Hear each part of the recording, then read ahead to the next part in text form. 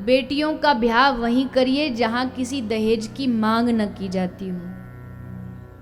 दहेज की मांग कर करके कन्याओं को इतना कमजोर बना दिया है। सबसे बड़ा कारण एक कन्या को बोझ समझना यही तो है कि बड़ी होगी तो फिर ब्याह के लिए मोटी रकम चाहिए।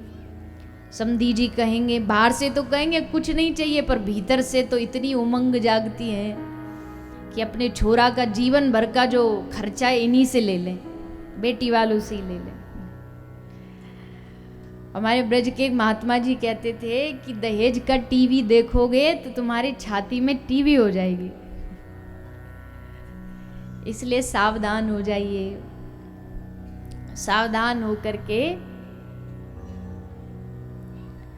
एक गांव में जब बेटी को देखने वाले आते हैं ना, तो उस बेटी के पिता का जो हाल होता है ना, वो देखो आप, ऐसे लगता है पता नहीं कोई कितना बड़ा कोई एग्जाम होने वाला, परीक्षा होने वाली है। मंदिरों में पुजारी जी आज थोड़ी सा आशीर्वाद, वो लड़का वाले आ रहे देखने के लिए, बेटी को ना कर जाए। एक तो समाज का डर, पता चल जाएगी बेटी को देखने और ना करके चले गए, और वो बेटी जीते जी कलंक उस पर लग जाता है। सबसे मंदिरों में हाथ जोड़ता घूमता है कि आज कैसे भी वहाँ कर जाएं, और फिर वो आते हैं लड़के वाले एकदम बॉस बन करके, टाई कोट पैंट पहन करके, माफ करना ये शब्द उपयोग कर रही हूं, पर भीख मांगने।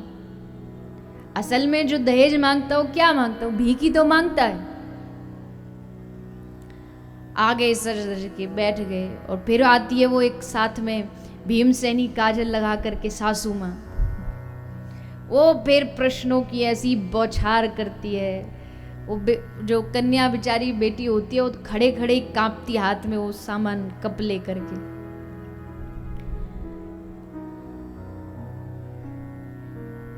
खाना बनाना आता है, अब बेचारी क्या बोले, ना भी आए तो हाँ ही बोलती है। सिलाई कढ़ाई बुनाई आती है, हाँ। नाचना आता है, हाँ। गाना आता, हाँ। सब हाँ हाँ हाँ करती है। अब जब एग्जामिनेशन पूरी खत्म हो जाती है, परीक्षा पूरी हो जाती है, उसके बाद भी रिजल्ट अभी नहीं आता, फिर क्या बोलते, अभी घर जाके बताएंगे, घर जाके अभी सोच के बताएंगे। तो सास अपने छोरा को पकड़ के जा रही थी, तो उस लड़की ने कहा कि माताजी रुको जरा, तो रुक गई। तो बोली इतने सारे प्रश्न आपने कि एक मैं भी कर दूं? हाँ कर दो। तो उसने पूछा ये बताओ तुम्हारे छोरा को तबला बजाना आता है? कुछ तबला ढोलक बजानी आती है? तो सास बोली उससे तुमको क्या मतलब, तुम क्या करोगी? तो बोली कि अगर तुम पूछती हो मुझे नाचना आता है, तो जब मैं नाचूंगी तो तबला के तुम्हारा पिताजी बजाएगा। तुम्हारे छोरे को कुछ तो आना चाहिए जिसपे मैं नाच सकूं।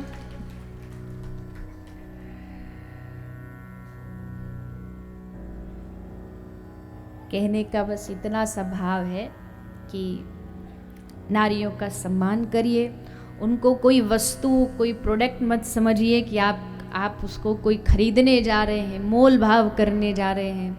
ये सब समाज की हमारी कमजोरी को प्रदर्शित करते हैं। तो वेदों की चौथी मर्यादा है नारी का अपमान नहीं, कभी नारी पर हाथ उठाना नहीं, नारी को कमजोर समझ करके उस पर प्रहार करना, ये मूर्खों की निशानी है। आपकी कोई सहमति अपनी पत्नी से नहीं हो रही तो बहुत उपाय हैं, वाक्यों से, शब्दों से, लेकिन हाथ उठा करके उस पर प्रहार करना ये एक वास्तविक पुरुष का लक्षण तो कतई नहीं है। तो वेदों की मर्यादा है नारी का सम्मान करिए। जिस स्थान पर, जिस गांव में, जिस समाज में, जिस धर्म में नारियों का सम्मान होता है, वही समाज सम्मान के योग होता है, वही समाज आगे बढ़ता है। घर में पुत्री हो जाए तो ऐसा नहीं हो जाना चाहिए, अरे बेटी हो गई, बेटी हो गई तो क्या हुआ, ठाकुर जी ने बेटी दी है तो कुछ सोच समझ के ही दी होगी, लेकिन छोरा होता तो देखो कितनी मिठाइयाँ बंटती हैं। और पता नहीं आपके यहाँ होता नहीं होता, हमारे यहाँ तो होता है। बेटा होता तो भोज होता है, भोज उत्सव, खूब भंडारे लगाए जाते हैं, मालपुए लड्डू बनते हैं, पूड़ी पुआ सब बनती है। छोरी हो जाए तो मुंह भी ऐसे लटका के, कोई फोन भी आ जाए ना, क्या अरे लक्ष्मी आई है, एक तरफ तो लक्ष्मी मानते और दूसरी तरफ मुंह लटका रहे हैं, ऐसे लगता घर में चोरी नहीं, घर में छोरी हो गई, छोरी नहीं चोरी हो गई, ऐसे मुंह लटक जा रहा, हाय बेटी आ गई। पर आज का समाज आगे बढ़ रहा है। समाज में नारियों को, बेटियों को, कन्याओं को पहली बात तो शिक्षा पूरी दीजिए। ये सब छोटी छोटी बातें हैं, ये सब भागवत में इनका कोई विशेष आग्रह भागवत से जुड़ा नहीं है, लेकिन आज के वर्तमान समाज को देखते हुए ये जरूरी है।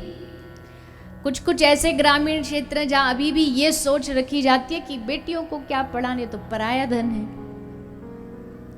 अरे बेटों को पढ़ाओगे तो एक ही कुल को शिक्षित करोगे, लेकिन अगर बेटियों को पढ़ाओगे तो समझ लो दोनों कुलों को न जाने कितनी पीढ़ियों को आप शिक्षित कर रहे हो। क्योंकि पुरुष तो चला जाता कमाने के लिए दिन में, तो घर में जो मैया है वही तो बालकों का ख्याल रखती है, ध्यान रखती है। अगर उसको वो शिक्षित होगी तो अपने बच्चों को पढ़ा सकती है, पढ़ा पाएगी। तो ये ध्यान रखे, बेटियों को, कन्याओं को उनका पूर्ण अधिकार दें, उनसे उनका शिक्षा का अधिकार न छीने, उनको क्या करना है भविष्य में वो अधिकार न छीने। वो पढ़ाई करना चाहे, वो कोई डॉक्टर बनना चाहे, वो कोई सिंगर बनना चाहे, गाना चाहे, वो सब उसको स्वतंत्रता मिलनी चाहिए। और अगर आपने उसको स्वतंत्रता दे दी और वो कन्या खुद स्वतंत्रता पाके मर्यादा में रह के अगर अपना जीवन चला लेगी, तो आज देखो कौन सा ऐसा क्षेत्र है जहां बेटियां आगे नहीं बढ़ रही हो। हर जगह बेटियां आगे बढ़ती हैं।